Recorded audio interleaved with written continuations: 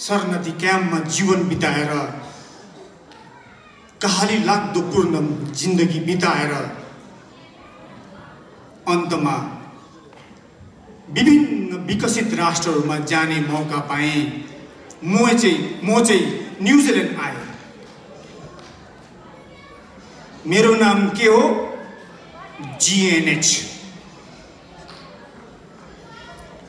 New Zealand आएपछि आहा कति स्वर्ग जस्तो ठाउँ। चारैतिर जताततै हेऱ्यो सुविधै सुविधा, रमणीय, कति राम्रो ठाउँ। हुन त म मान्छे एकदमै मिजासिलो मान्छे पनि हो, छुच्चो पनि हो, सन्गिम छु, रिस पनि उठ्छ मलाई अति नै रिस उठ्छ। के गर्नु?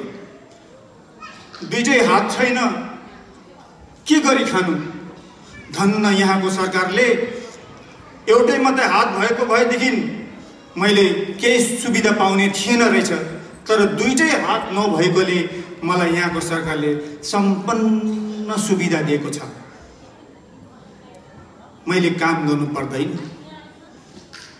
मलाई मेरो घरयासी मैले केही कामहरू गर्नु पर्यो भने मलाई यहाँको सरकारले सपोर्ट वर्कर दिएको छ। म जति पनि मेरो कार्यहरू गर्छु, के गर्नुपर्छ, म मेरो आफ्नो सरकारले दिएको सपोर्ट वर्कर मार्फतबाट म गर्ने गर्छु। कता हो मेरो सपोर्ट वर्कर? यहीँ कतै थियो अघि, कहाँसम्म? कहाँ छ मेरो सपोर्ट वर्कर? मेरो सपोर्ट वर्कर मसँगै आएको छ। ए ल, बल्ल मेरो सपोर्ट वर्कर आइदिनु भयो। अब भने चाहिँ म हजुरहरू सबैलाई नमस्कार है, सेवारो किओरा, नमस्ते, सेल्युट पनि गर्छु है, हजुरहरूलाई सेल्युट गर्छु। ल, सपोर्ट वर्कर भएपछि यति सजिलो भएको छ। मैले जुन एक्सप्रेस गर्नु नसक्ने कुरोहरू म एक्सप्रेस गर्नु सक्छु। नत्र भने त म मेरो आफ्नो रिस मात्रै देखाउन सक्छु। मेरो आफ्नै समस्या छ, कसलाई भन्ने? यहाँको सरकारलाई भन्ने कि मेरो परिवारै छैन यहाँ, कसलाई भन्ने? एक्लो छु, दुईटा हात छैन मेरो, कति रिस उठ्छ होला मलाई।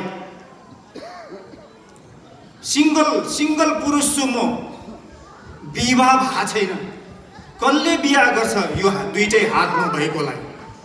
समस्या यति गम्भीर छ, हजुरहरूले बुझ्नुभयो होला नि है। दुईटै हात नहुनु, विवाह नहुनु, अनि एक्लो पुरुष हुनु, कति समस्या छ है। हजुरहरूले राम्ररी बुझ्नुहुन्छ। यहाँ आज म देखिरहेको छु कतिजना जोडी है, जोडी बाँधेर आएको छ, भाल्टाङ भुल्टुङ नानीहरूसँग बाल बच्चासँग आउनु भएको छ। तपाईँहरूलाई देखेर त मलाई त यति रिस उठ्छ कि यति हारिस लाग्छ।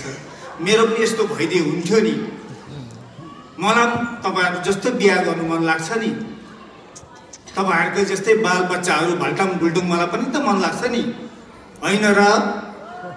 तर के गर्नु, छैन आफ्नो त।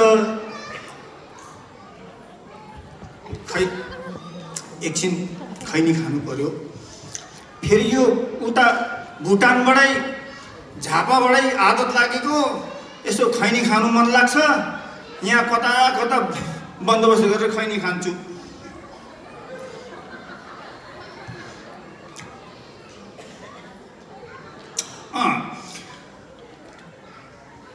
उता क्याम्पमा हुँदाखेरि एउटीसँग लप त परेको थियो, तर उसको चाहिँ अमेरिका जाने प्रोसेस लागेर अमेरिका गएपछि बिमा त चट्टै बिर्सी। यी हेर्नुहोस् न, यहाँ मोबाइलमा म फेसबुकमा देखाइदिन्छु त्यो मोरीको, यहाँ उसको राम्रो तस्बिरै छ, हेर्नुहोस् नि। ए डाडु कुचेको अनुहार नै भए पनि दिल चाहिँ साह्रै राम्रो थियो। खै हेर्नुहोस् त, हो यति राम्री छ, तर मलाई भुतुक्कै पारेर गई। अब के गर्ने? उसैको यादमा म यहाँ न्युजिल्यान्डमा बाँचिरहेको छु, जिरहेको छु। अब कसलाई गुहार्नु मैले, कसलाई गुहार्नु मैले? अब हजुरहरू नै हुनुहुन्छ, एउटै खोजिदिनु पर्यो क्या, एउटै खोजिदिनु पर्यो। हुन्छ लाटा लुमडी भए पनि हुन्छ, हे दुईटा खुट्टा नभएको पनि हुन्छ, तर हुनु पर्यो, मेरो पनि एउटा जोडी हुनु पर्यो क्या। तपाईँहरूको जस्तै है जोडी जोडी भएर बालबच्चा भल्टाङ बुल्टुङ होइन, माया गर्नु पाए हुन्थ्यो, यसो सम्बन्ध गाँच्नु पाए हुन्थ्यो, तर छैन। तपाईँहरूलाई नै म बिन्ती गर्छु, मेरो लागि पनि यसो एउटा जोडी खोजिदिनु होला। म पनि यस्तो पार माया म गर्छु, माया गर्छु। मेरो माया गरी बिहा गरिसकेपछि 3-4 त के 10-12 भाल्टाङ बुल्टुङ म 3-4 वर्षमा बनाइहाल्छु। मेरो पनि परिवार हुन्छ नि, मलाई पनि पछि भविष्यमा हेर्ने मेरो पनि शाखा सन्तान होस् नि। तपाईँहरूको मात्रै किन, मेरो चाहिँ नहुने? त्यसले गर्दाखेरि हजुरहरूलाई म बिन्ती गर्छु, मलाई पनि एउटा यसो जोडी खोजिदिनुहोस् न हजुर। यो एकल पुरुषको एकदमै यो पीर मर्खा छ कि, हजुर खोजिदिनुहोस् न हजुर। अनि हजुरले अब बिहे गरेपछि चाहिँ अनि बुढीलाई नानीहरूलाई चाहिँ कसरी पाल्न सक्नुहुन्छ? बित्थामा हावाको के बुझिन हजुर, फेरि भन्नुहोस् त, के बुझिन?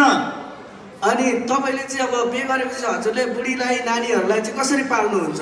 बित्थामा हावाको गफ गर्नुहुन्छ? ए बिहा गर्नुको लागि दुईटै हात हुनुपर्छ, माया प्रेम गर्नु पनि दुईटै हात हुनुपर्छ त। बालबच्चा जन्माउनुको लागि पनि दुईटै हात हुनुपर्छ। हातले जन्माउने हो र होइन नि है? यहाँ न्युजिल्यान्ड सरकारले यस्तो सपोर्ट वर्कर दिइहालेको छ, त्यो काम पनि सबै सपोर्ट वर्करले गरिहाल्छ नि हजुर। बिहा त गर्नु पाऊँ, बिहा गरेपछि माया प्रीति लाउने काम सपोर्ट वर्करले गरिहाल्छ, बालबच्चा जन्माउने काम पनि उहाँले सपोर्ट वर्करले सघाइदिइहाल्छ नि हजुर है। धन्यवाद, थ्याङ्क यू। यो नाटकमा मलाई सहयोग गरिदिनु हुने हाम्रा क्राइस्टचर्चका भाइ धनबहादुर राई र यता प्राणस्टोनका हाम्रा दीपङ्कर राईज्यूलाई धन्यवाद। आज मैले यो घटिरहेको एउटा कुरालाई मैले अलिक यहाँ व्यक्त गरेँ, ग्रोस नेसनल ह्याप्पिनेसको मैले कुरा गरेँ, हजुरहरूले बुझ्नु होला। धन्यवाद, thank you. It was just a satirical act from the journey from Bhutan to New Zealand, and I would like to say that it's not only the act, but in reality, in real life of Bhutanese, this type of incident has occurred. यो चाहिँ एउटा नाटकीय प्रस्तुति, व्यङ्ग्यात्मक प्रस्तुति गर्नुभएको थियो भोजराज सुब्बाज्यूले। हामीले योभन्दा अगाडि भाषा साहित्य संस्कृतिको कुरा गऱ्यौँ, उहाँले हात बिनाको चाहिँ अब भनौँ न एक्ट गर्नुभएको थियो। त्यो चाहिँ के हो त भन्दाखेरि भाषा साहित्य संस्कृतिमा जसरी आक्रमण भयो भुटानमा हुँदा, त्यस पश्चात हामी चाहिँ एउटा जिउँदो लास जस्तो भनौँ, चरा जसको पखेटा छैन हो त्यस्तो अवस्थामा भएका थियौँ भन्ने खालको उहाँले एउटा मेसेज दिनुभएको हो। Thank you.